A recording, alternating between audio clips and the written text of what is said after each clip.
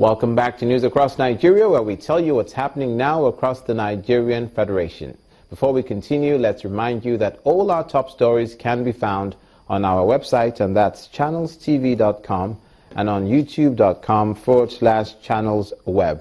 Do visit m.channelstv.com to see us live on your mobile device. You can also download the Channels TV app for Android, iOS, and Windows phones from their respective stores. We'd also like to encourage you to use the Eyewitness feature in the Channels TV app. If you have pictures or videos you'd like to share with us, just tap the app on your device, swipe to reveal the Eyewitness menu, and follow the instructions.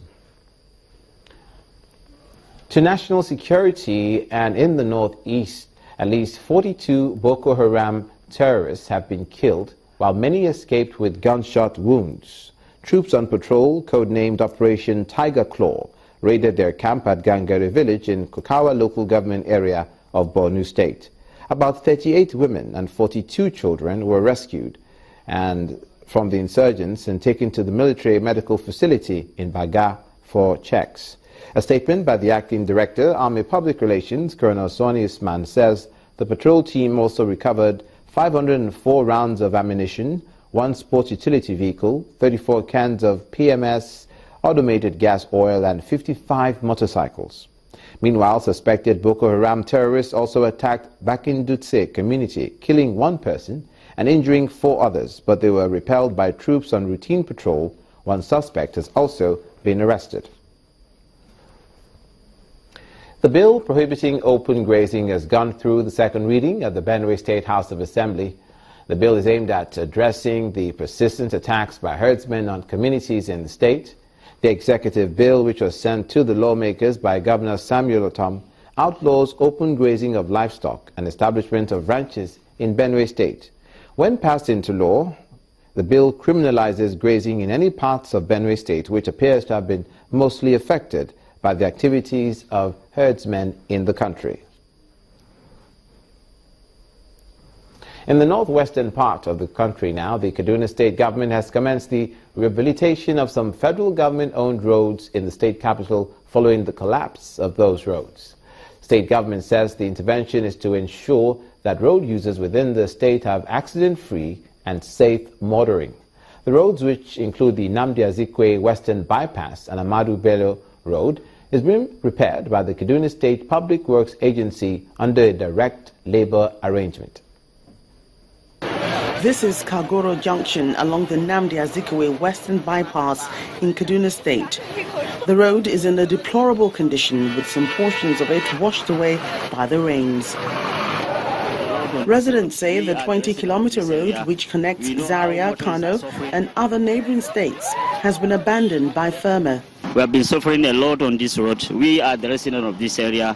We know how motorists are suffering because as a result of this bad road, many cars are broken down. The road is already decayed, and we know it's not the fault of this government because this government is new.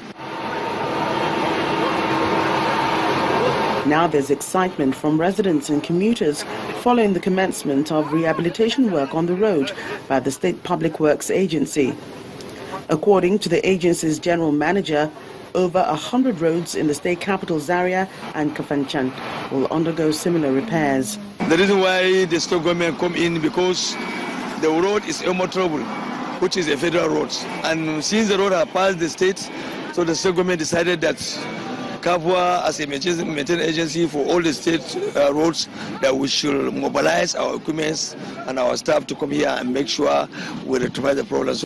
To ensure timely completion of the project, the excited youth in the area are rendering assistance to the state government officials. The initial occupants of this community, we said we should also work hand in hand with them so that we also help them so that we achieve the goal, because it's for our own good.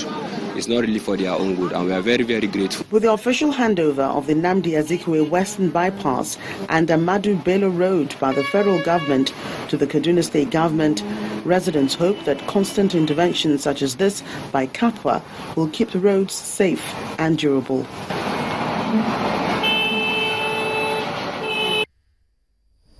To the southwest and the education sector, a new vice chancellor on acting capacity has emerged for the Obafemi Awolowo University, Ile-Ife in Osun State. Is Professor Anthony Elujoba of the Faculty of Pharmacy.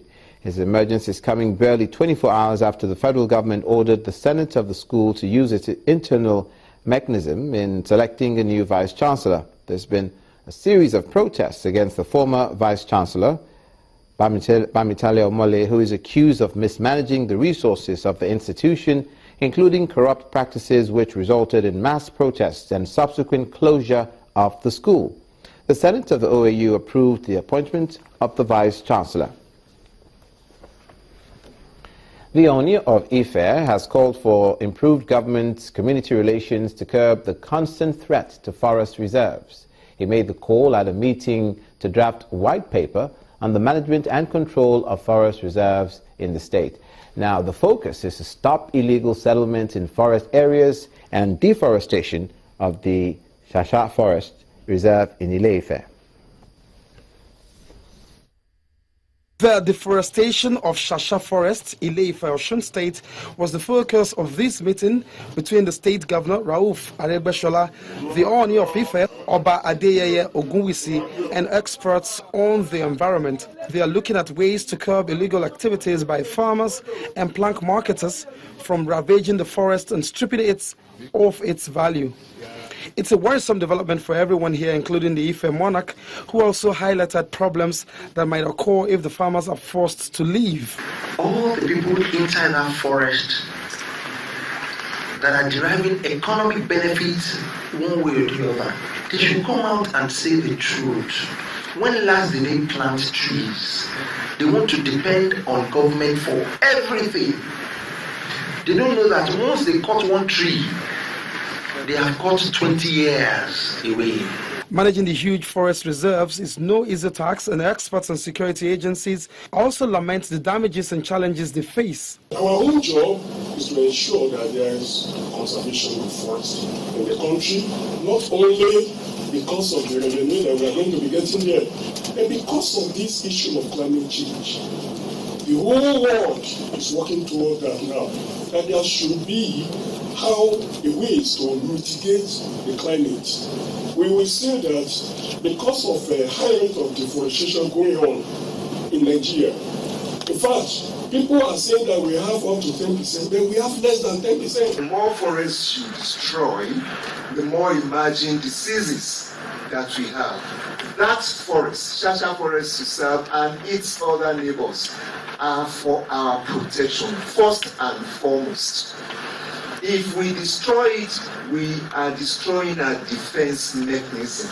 Having listened patiently to the contributors, Governor Aregbesola promised that the state government will develop a policy on forest administration and control. Our state, we have the best policy on forest management, administration and control. In the meantime, a panel of inquiry has been set up to look into illegal activities of Shasha Forest Reserve as reported, and hopefully stop the illegal entries, demarcation and land reallocation. You're watching news across Nigeria. Coming up in the oil and gas sector, with particular reference to Cross River State, a Russian firm is seeking to invest in refining oil. Please stay with us.